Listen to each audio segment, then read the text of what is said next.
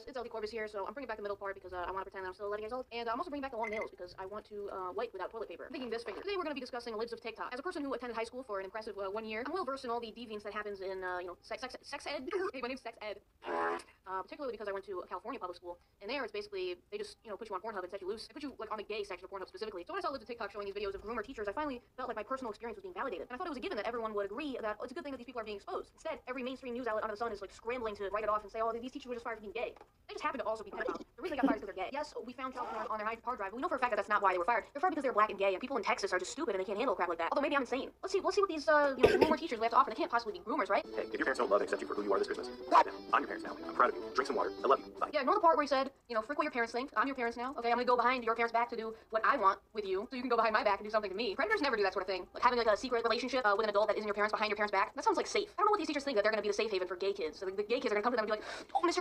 I want to tell you about this. I'm gay. Who tells like a freaking math teacher about them being gay? What the hell? They have friends for that. Well, what are they gonna do if their parents don't approve them being gay? I don't know. Wait until you're 18. Isn't that the age of consent anyways? And then people claim that I'm freaking naive. Of course they need to bang before that and learn how to bang before they're 18. Of course they're gonna be banging before they're 18. What are you, like some naive conservative Mormon person? Okay, I get why you legally can't punish people who are both minors for like having sex with each other, but I don't think it should be endorsed just because of that. Just because it's technically legal, it should be endorsed. Well, technically they can, but I already have a video about that I'll put in the description.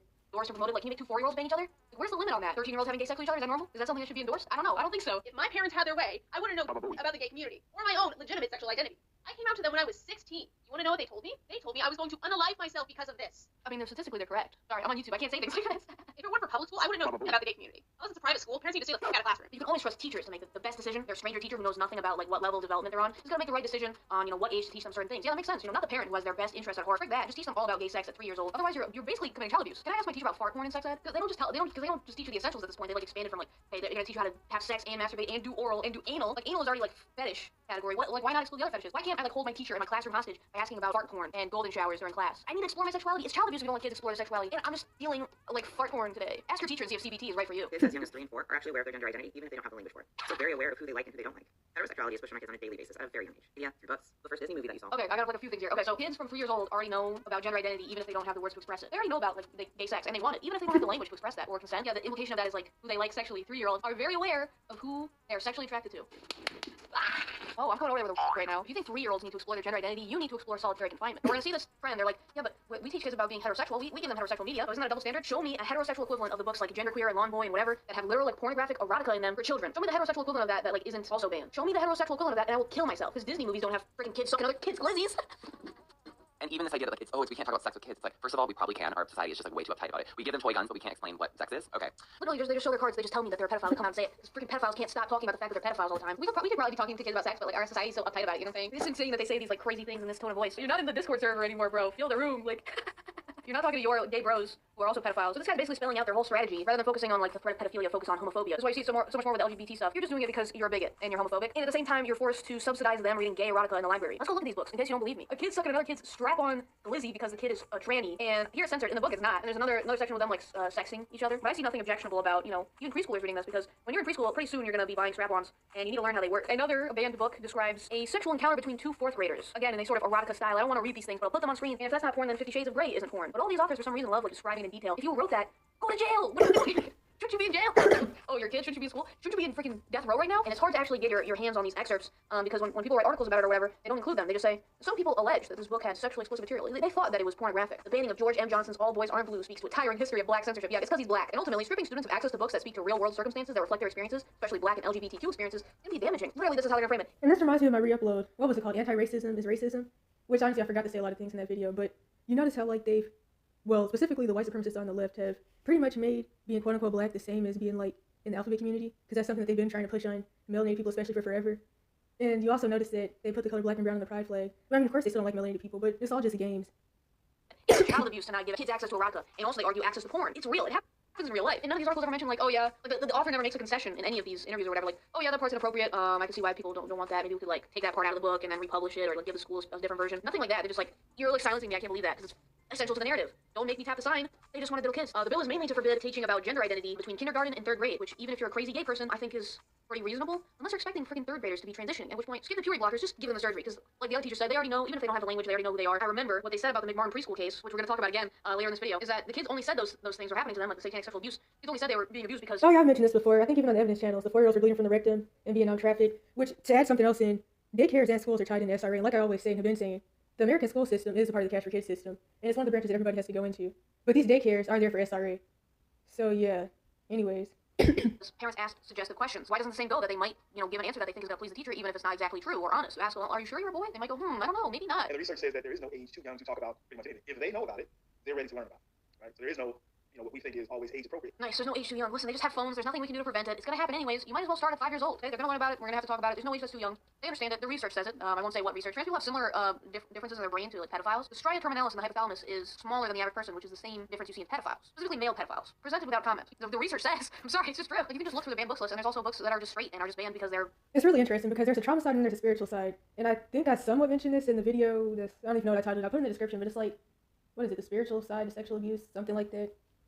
Again, like have too many curse words and are too sexually explicit. What a shocker. I thought people were cool with anything that's straight. Similarly, a bill introduced and tabled in the Virginia Capitol in January would require written parental consent before a student is permitted to check out from the library any such printed or audiovisual materials that could be considered grooming video or materials. Yeah, that's smart. Like, the parent is going to know. I guess their claim is necessarily that kids need to get their fudge packed at 16. Like, what? Do my parents have to be okay? Like, if I'm into fart porn, they have to endorse that and, like, subsidize it and buy me fart porn DVD? Sophie Bjork James, an assistant professor at Vanderbilt University who studies evangelical politics and the white nationalist movement, which you are necessarily a part of if you don't want your child to be exposed to this. You are a white nationalist, by the way. So the religious right has advanced similar lines of argument in the past. In the 1980s, for instance, when women were entering the workforce in large numbers. Also, something else I have to add in. The idea that Caucasian Europeans created the Bible or any religion, that alone is white supremacy because Caucasian Europeans have never created a religion. They have flipped around and people looked and changed the names. But the only one that they really made was atheism. And that was kind of like out of anger by the Greco-Romans. And placing their children in daycare centers, which really did wonders for their happiness levels. Jamie pulled up the graph of like women's happiness over time. He said some Christian conservatives drove what became known as the satanic panic, the false alarm that daycares were sites of satanic ritual and sexual abuse. Okay, now I want all of you to turn your textbooks to page 49 of the Finder's document. And in the Finder's document, you will find a map of the tunnels under the McMartin preschool, which supposedly didn't exist, but there's a whole map of them. And it describes. Also, there's tunnels all under the U.S. or really the entire world. There's also the inner Earth, but that goes into like the hybrid creatures that live under there, and it's all connected. But it's somewhat older than like all the tunnels under America, but. The animal bones they found in there, the pentagrams, and that the entrances were all exactly where the children had described them being. But yes, satanic panic wasn't real, never happened, no abuse. Child sex trafficking, what? Who's she? I don't know her. Who's Jeffrey Epstein? A Gallup poll released in February found that a record number of U.S. adults, 7.1%, And mind you, this video was originally made in like, what was that, 2021, 2022? LGBTQ, with 21% of Generation Z, those born between 1997 and 2003, reporting that they're lesbian, gay, bi, transgender, or something other than heterosexual. But of course, you can't make people gay. The rates are only rising because more people are comfortable with admitting it. Don't look at the fact that it's totally not evenly distributed. It's mostly women who are bi and men who are gay or trans. Don't question that, why that might be psychologically. This is about the... I wonder about that too. Like, well, nah, I can't even say because it's like a lot of dudes are on the down low. Chilling message these attacks sent to LGBTQ young people who deserve our compassion and protection. They deserve your compassion and protection. Don't sexually traumatize them. We're seeing the manifestations of this in modern society. People who fluctuate between being like terrified of sex and being like hypersexual to the point where it detriments their life. Yeah, I said it. There was such thing as being too. Well, actually, that's kind of funny because I feel like now I'm in like my sex aversion phase because like since running away, it's been easier to work on different issues I had that were really just coping mechanisms, and it's like now I feel like I'm in like I don't know sex aversion, but I also feel like it's because of situations I witnessed with like other people, and it's like I don't know.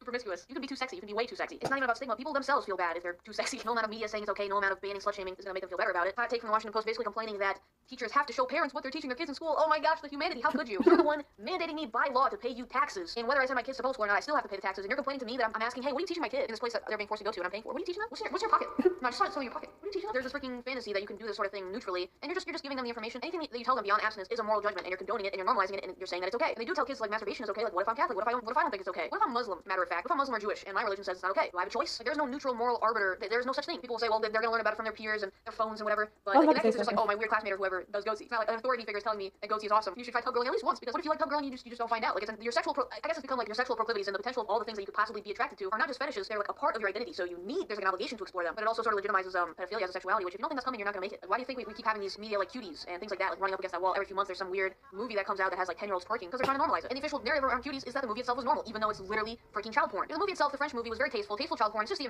filthy American swine marketing that sexualized the kids. The filthy gaijin just sexualize the kids. They're not twerking in the movie. You can't go read the parents guide on IMDb and find out there actually is near nudity every like 5 minutes. Because the French are awesome. I just think back to how all the French postmodern philosophers signed a petition to get rid of the age of consent in France in 1977. I like thinking back on that one a lot. There was a video where Pastor Stephen Darby talked about something similar to that, and how like actually mentioned it recently.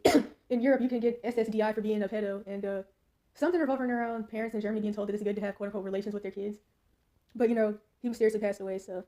Kind of a useful nugget of information. Just what kind of person likes the idea of kids being hypersexualized? I suppose I'll leave you with that philosophical question. Parents don't typically like that sort of thing. Kids are not really interested in that unless you're teaching them about it. There's no like fart porn neuron where they naturally get go through puberty and things, but they don't naturally seek out. Go see, not unless you condition them to, because they like talk about social constructs and how Disney movies condition kids. Okay, what about porn? And who likes the idea of kids? Well, the thing is, they like Disney anyway, because the whole point of Disney was to get kids interested in the occult. And actually, well, not this will be too long. it's being conditioned to be hypersexual. Anyhow, the takeaway is that I'm going to imminently get banned off YouTube, which is the last time I got banned off YouTube was for a similar thing, similar gay bigotry, because, you know, I do have internalized homophobia from being a lesbian and resenting it. If you have a problem with any of this too, you're probably a lesbian also. Let's have a big lesbian sleepover party. You know, that's the funny thing, though. The same students that made fun of her and called her gay or whatever are the same ones that did a walkout to get her kicked out of school at 11 or 14 or whatever, because she was quote-unquote anti-different things that I don't think I can say, but I probably have already said. But, of course, that's how the political games work, really, with the left and the right. It's just a lot of mind games. Yeah.